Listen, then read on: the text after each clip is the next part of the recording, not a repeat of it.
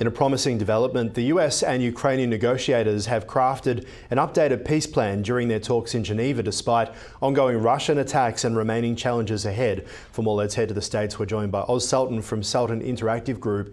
Oz, what progress was made during the Geneva talks between the US and Ukraine? And despite that progress, will Russia agree? So it's somewhat of a departure from the last conversation that was brokered by the Trump State Department, whereby we had a 28-point peace plan. We're now moving more towards what's looking like a 19-point peace plan. The big stickers here are that Ukraine wants to maintain their sovereignty. They're still angling for some of the territorial losses they had in 2014 and subsequent inside of the war that's continuing to brew with Russia. Russia is signaling back that some of these proposals might be unworkable. And then the mixture of what you have here is now all of the NATO partners that want the United States to be more committed to a longer term peace posture with NATO. So I think the wild card inside of this is twofold. It's land and NATO. And I think if we can assuage both of those wild cards, we're going to move towards a peace posture that finally, hopefully, gets us to some sort of a peace negotiation.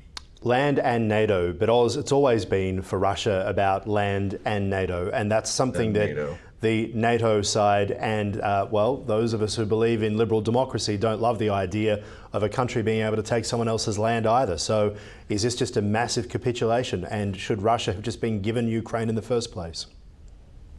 I think it's a partial capitulation, but I think the bigger argument to look at here is that that land was seized in 2014 when Obama was in office, and that was just an initial offensive. And there's historical aspects of this that still have to be looked at in terms of what promises were made by the Clinton administration to the Ukrainians.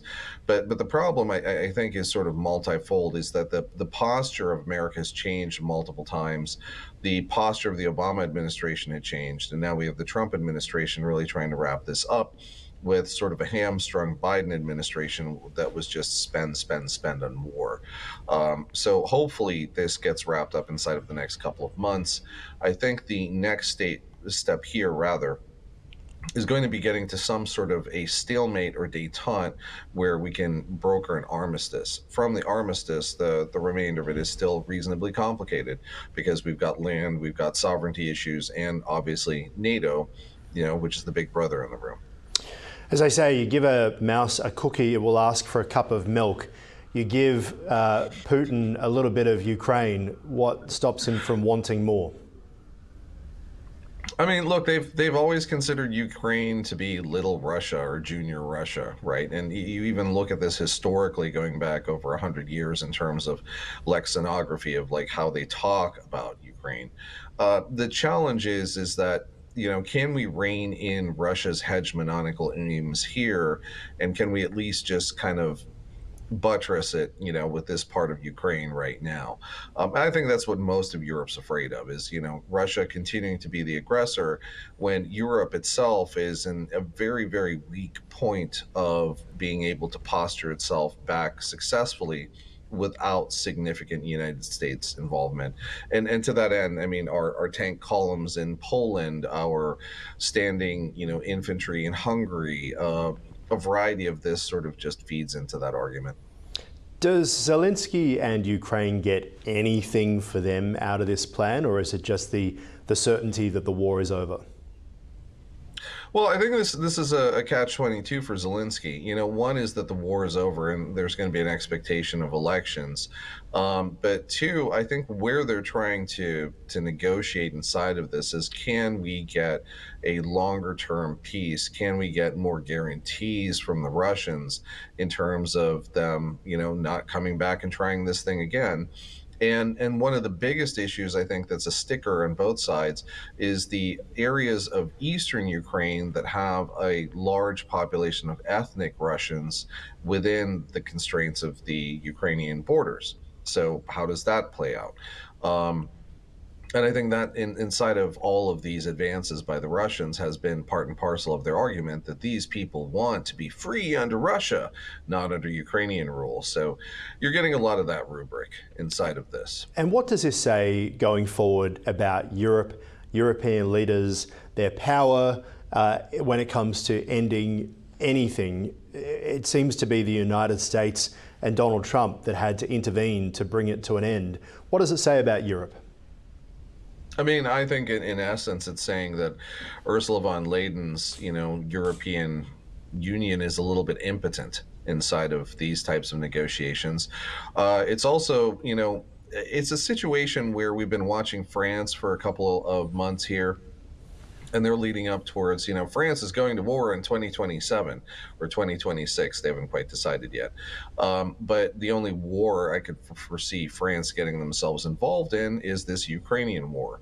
And I think there's a lot of posturing on the part of the Europeans. I just don't think they understand how expensive this is going to be, because you've had sovereign wealth funds in the Nordic countries talking about taking out loans just to buttress, what this war effort is going to continue to cost in Ukraine.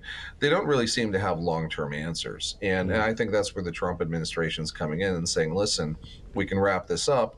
It's not going to be most favorable for everyone, but at least we can get some favorable terms, and hopefully we can end the bloodbath and the bloodshed.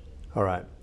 Now, in a shocking crime, a thief disguised as a delivery person invaded a San Francisco home, tied up the home owner, made off with $11 million, not in cash, in cryptocurrency and other valuables. Oz, what is going on here to see cryptocurrency being now used in a theft? This is something that we've had as an ongoing sort of periodic problem since 2016. Every single time there's people who I think share too much information about their crypto holdings, or start talking too much about their bags online, people forget that you're very easily doxxed in this day and age, and someone Loose can find lips out where you sink live. crypto ships. Basically, that's it. Maybe kind of shut your mouth about where your crypto is and your huge bags if you live in a residential area in a high crime city. That's potentially part of it. But the remainder of this really kind of points to a new type of theft that we have rising, because there's this $11 million theft. There's subsequently another $6 million theft that happened last week. Almost the same MO, where people are coming in, they're saying, hey, we're delivery, but they understand that you have this crypto. They're, trying to seize your laptop or get access to your hard wallet, or forcing you in a situation where you have to transfer this crypto. And the tough part about this is, if they're smart enough about this and they've transferred it to another cold wallet, or if they transferred it, to an exchange that's offshore, or if they've transferred it to, I know, some kind of a hard wallet that is a little less traceable, it's almost impossible to get these funds back. There are services and companies out there that specialize in that kind of recovery, but that kind of recovery is few and far between.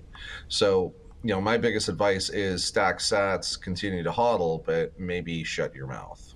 Maybe shut your mouth. A couple of questions though. The first one is, you dress as a delivery driver to get access to a house, and then you steal $11 million in crypto. This isn't a bank with cash.